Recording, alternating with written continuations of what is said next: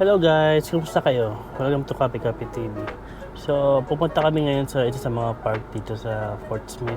So, pinaplano namin mag-vlog kasi dito sa buong Fort Smith para makita nyo kung ano yung meron dito sa Fort Smith, Arkansas. So, naalala ko nung pupunta pa lang kami dito.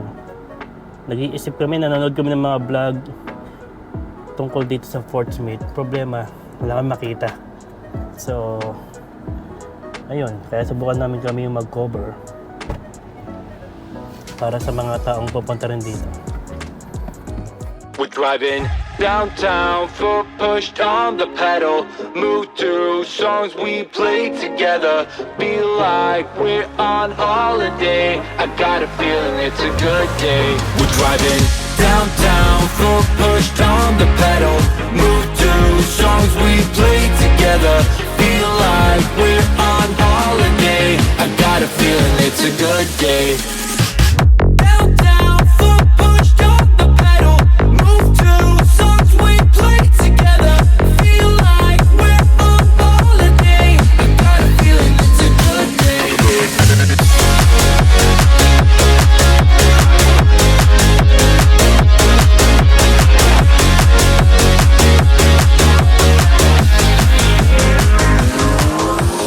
Back to the days, down memory lane. Back to the times when our life was a breeze. Feel the freedom again. My mind was at ease. Hello, mic test 1 to mic test 1. Oh, meron nga umiingay.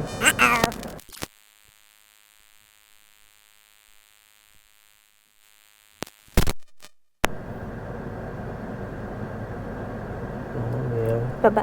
Huwag na muna gamitin itong mic. Bakit? May umiingay. Kaware siguro. Hello, mic test. Ito na muna.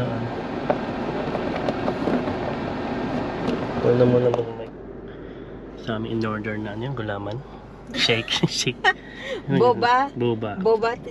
Tama nga ako, boba. Sinabi ko kanina. So, nag-iintay kami ng... Palaman. Palaman. Ang tagal naman pala. Pero sige, hintayin namin. Watermelon kasi yan eh. Pero sinabihan naman ako it will take time. Mga 10 to 15 minutes daw. Kasi ipe-prepare pa na. So hindi ko alam kung fresh ba yun. Si-shake pa nila, iwain pa, baka no. Pero pag ano, hintayin talaga. Hintayin na namin. Na-order na namin eh. Matagal naman magdilim yun. Kaya... Oo, mga 8, 9. Hindi naman magtatagal doon kasi hindi rin Maliwanag. safe doon pag ano. Pag dumilim na. So, alright. Hintayin na lang namin yung aming boba. Ayun, diretso na kami doon. Order kami yung boba. Kasi nabot ng 20 minutes. Nakalimutan ni Ate Girl. It happens naman. So, first time nangyari sa amin. Okay naman yung resto na yun. So, sige na lang. May mga dumating si customer. Oo. Yung pagka-order ko, ang daming dumating. Hindi mga dami. Parang dalamang couples yun. So, siguro na, ano yung, na-distraction. Nakalimutan. Uy, wala na yung ano dito, ano?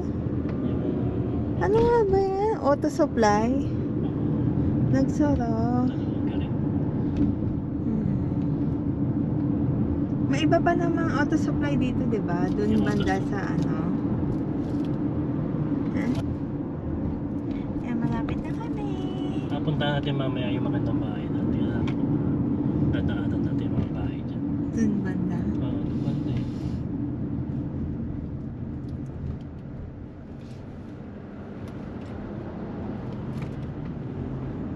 Dito lang naman yun. Ay, ilang minutes ba to? Ito na 5-10 minutes. Ah, may dalaw dyan na nagpalag. Dyan lang siguro. Dyan tayo nag-park na kami. Saan ka ng bahay? So,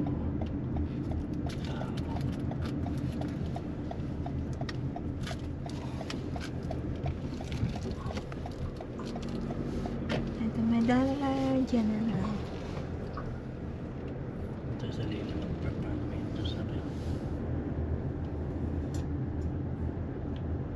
Ay, may consignment boutique ko. Ito na kami, guys. Ito lang kami doon. Sarap dito sa mga park-parking. Alright, ito yung park. Yan, nandito kami sa Creekmore Park. Guys. So, Ito tayo. first time namin pumunta dito ng Umaga. dito Maliwanag. Magti 3 years na kami dito. Magti 3 years na kami, hindi kami pumapasyal dito. So, Pero maganda dito. ang ganda niya. Donut. Mhm. Comfort support.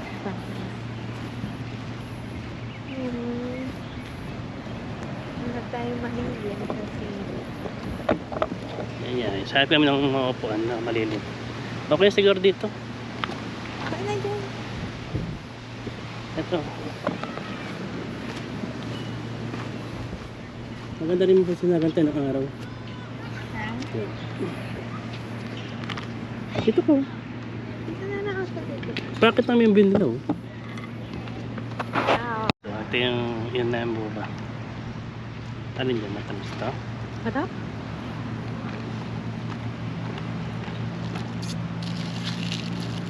Magsusuga, magnuno. Sarap. Parang sa ano. Guys, ang sarap. Worth it naman pala yung paghihintay namin. Sarap pala. Parang shake sa Pinas. Na nilagyan ng boba. Alam mo yung mga bata tayo, yung may watermelon. Sarap. Tapos ito sa kanya, pre-diabetic siya, no sugar. Baka may mas mala. Okay dito, no? Lamig, no? Panahon. Mm. Sarap. Ano na, spring.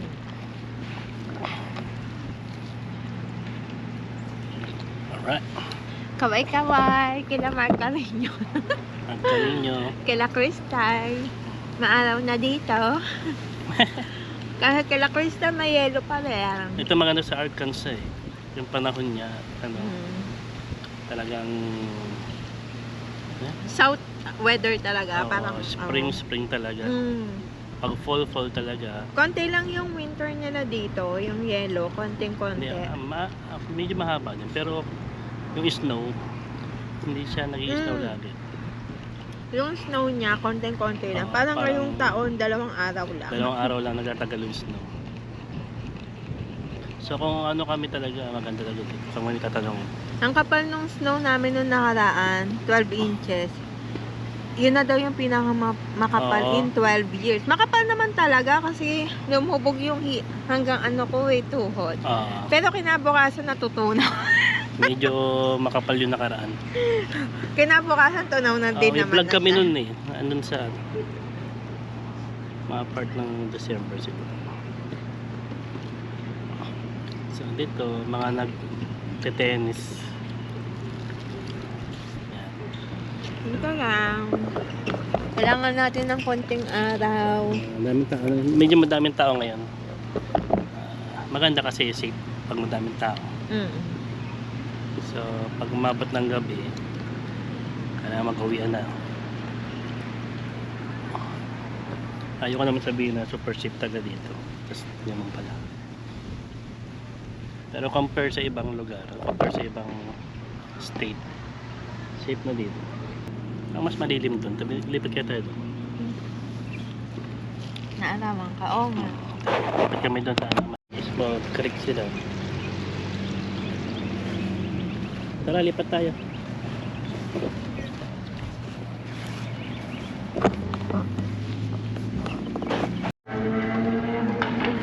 Ang dami nagtitens dito ngayon. May mga dog. Cute dogs. So, ayun. Ang ganda dito. Yung tagal na namin dito, mga 3 years na kami. Ngayon lang kami nakagala. Nakaka-relax. Nakaka-relax naman talagang kahit anong outdoor. Magka-backyard ka nga lang ng maganda eh.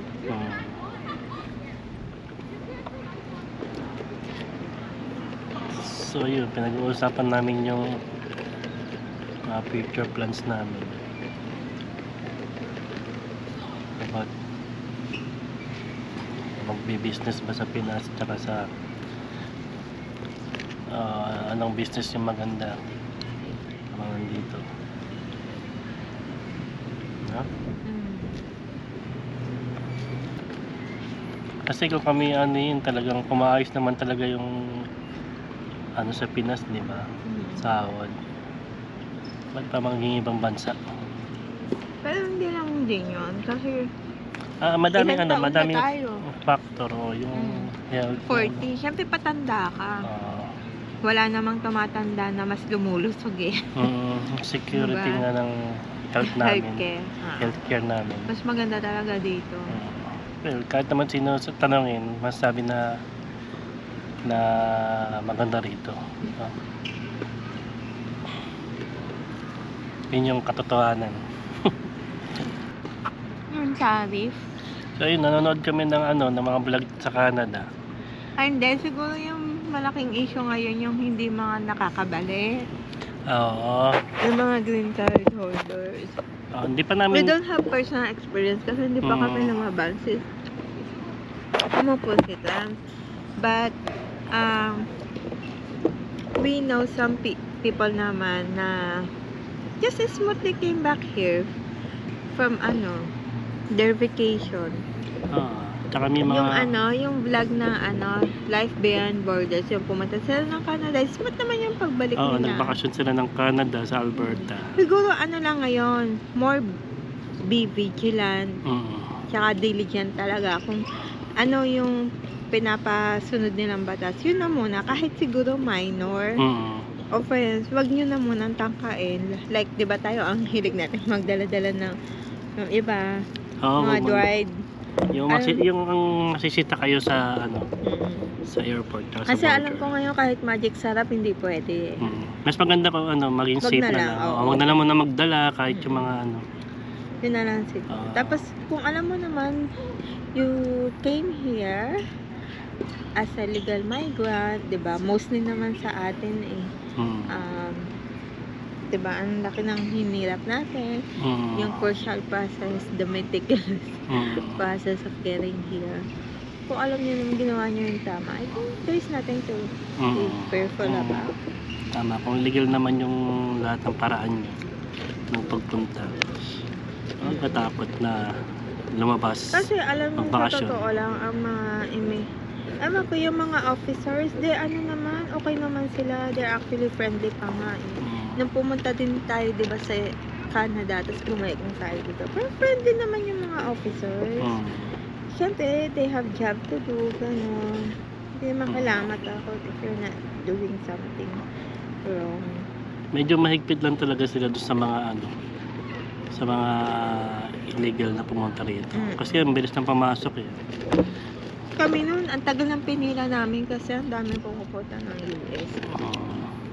Pero, parang wala pang 10 minutes kaming tinanong. Meron kasi dati, nung wala pa sila, tatawid lang sila ng bakod. Ayun. Hindi na sila ibabalik kasi ng pag nakatawid ka ng bakod. Hindi ka basta pababalik niya sa kabilang bakod ulit. Kaya ang daming taga-ibang basang ginagawang tawiran yung bakod. So, dati kasi pag nakatawid daw ng bakod, Ipaprocess ka nila. at nahuli ka, ipaprocess ka nila. Refugee, gano'n. Oo. Ngayon hindi na. Ngayon di na. So, hinahunting na yung mga tumawid ng bakod basta-basta ng walang maayos na process. So, kung tayo, mga legal naman tayong pumasok dito, huwag matakot. Yun lang masasabi namin. Although hindi pa naman kami nakaka-encounter ng meron na kasi mga naninita na talaga yung ice. Ayan, nasa paligid sila. So pag nasita ka, dito kasi may nakita na ako. Nasa Yo, pakita mo lang yung card mo, yung green card, tsaka yung mga papers mo na meron ka. Yun lang. Then, huwag matakot, yun lang. So, alam ko sa mga green card holders like us, kailangan lagi nyo yan dala. May napanood ako nun sa YouTube, parang immigration lawyer siya. It's considered a misdemeanor, parang gano'n. Kung hindi mo siya dala. maganda kung dala mo lagi. Dala mo lagi yung green card mo. Kaya ako naman, lagi naman dala. So yun, ingat na lang and maging maayos yung mga pag-uusap sa mga officer pag sinita. Alam mo, maayos talaga silang kausap naman yung mga officer dito. Mga police. Hindi ka naman ma-intimidate. Makikita mo lang talaga na nag-i-inquire lang naman sila. Maayos lang kausap. Yun lang. So ayun, ganda dito. Noble Tapos yung na, boba. Grabe. Kata.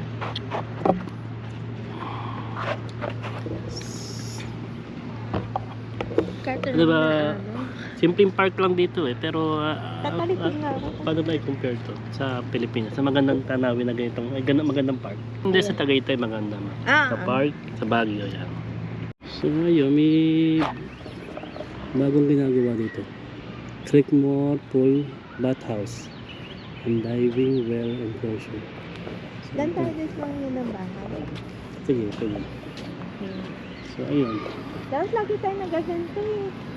Yun naman. Dito kami lalakad na kami pabalik sa aming sasakyan.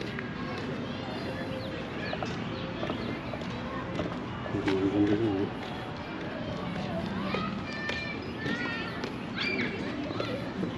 Eh, diba? Dati bata lang ako eh. Oh. Tapos, naisip mo bata ka. Bata lang ako dati ganun eh. Sa Pinas pa. Nagpe-playground. Ngayon nandito na ako. Sa Amerika na, mature adult na. Adult na. Marami nang binabayaran ng bills. Ang ganda na ito. Ano mo ito? Ito mo. Parang mint na puno. Ayun, si Jon Snow namin.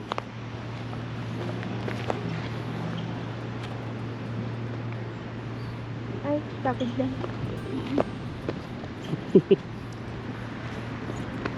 Tayo na naghihintay talaga eh. Pilipino. Pagtatawid. Bahay na may gano'n. Ang ganda ng pagkakaano. Tumbo. Ay, oo nga. Maganda dito.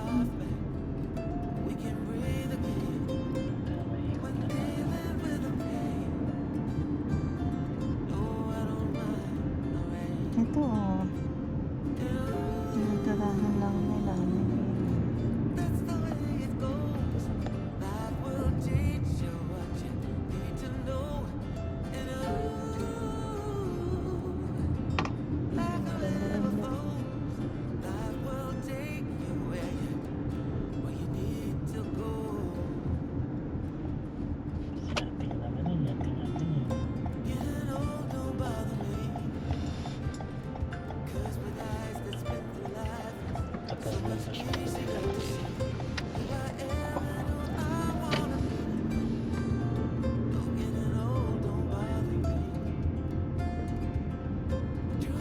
Old house.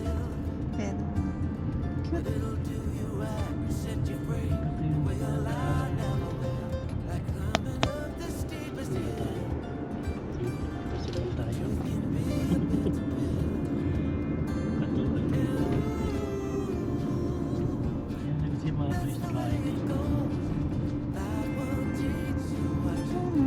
Bahay ba ito? Bahay ba ito?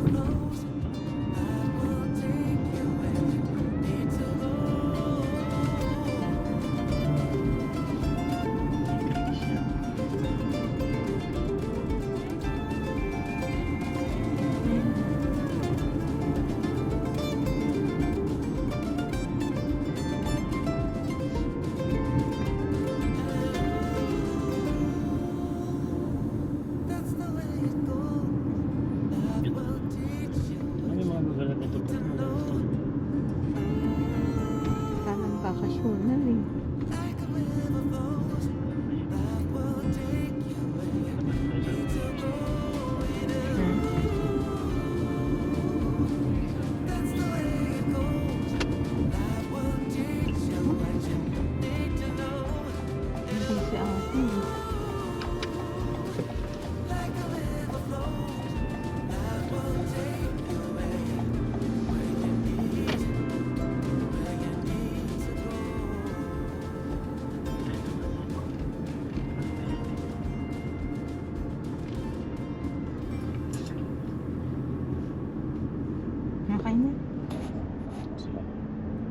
guys, so nakauwi na kami dito sa bahay. Si M tulog na kasi napagod na rin. So ako nag-i-edit ako ng video ngayon para sa vlog na to. So ayun, maraming salamat sa panonood sa aming video. First time namin nag-sit in sa aming vlog. So and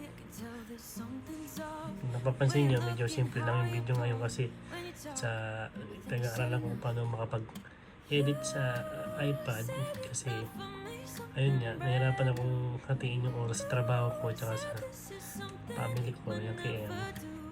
Tapos mag-i-edit, so bumili lang ako ng iPad para kahit saan ako pumunta, makapag-edit ako. So ayun, hopefully magustuhan niyo yung mga video na gagawin ko sa susunod. I-cover namin sa vlog. Nagpaplano kami mag-camping, mag-explore tong Arkansas, yung mga nature dito. Pupuntahan namin siguro pagkaya namin ng oras namin. So maraming salamat sa panood at sa pagsuporta. I see you again guys sa next vlog. Bye!